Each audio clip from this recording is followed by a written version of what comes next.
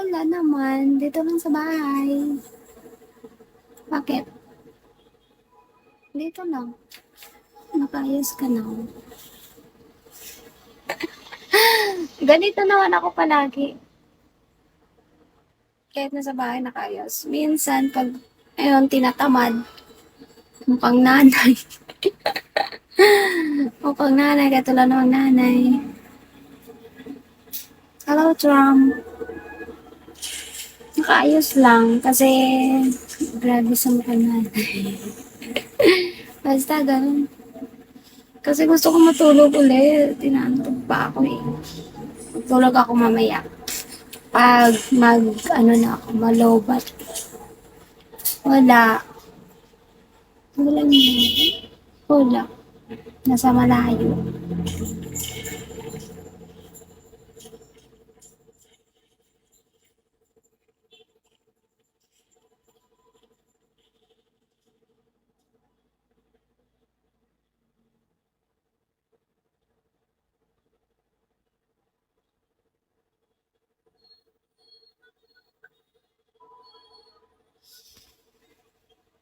So, yun.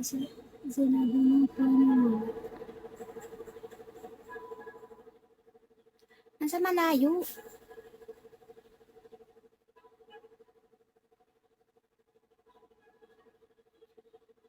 Nag-work sa malayo pero din. Hindi naman.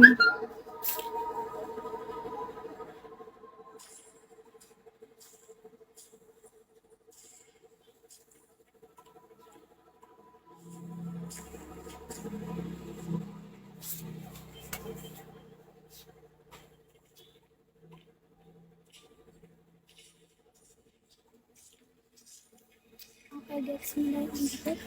Hindi. Ano? Mahirap explain. Ano kasi, di ba, nagsuschool kami dito.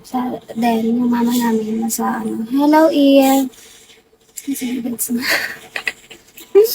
Huwag na nga. Gets mo na yun. Basta, nasa malayo. Kaya nga, parang interview sa life.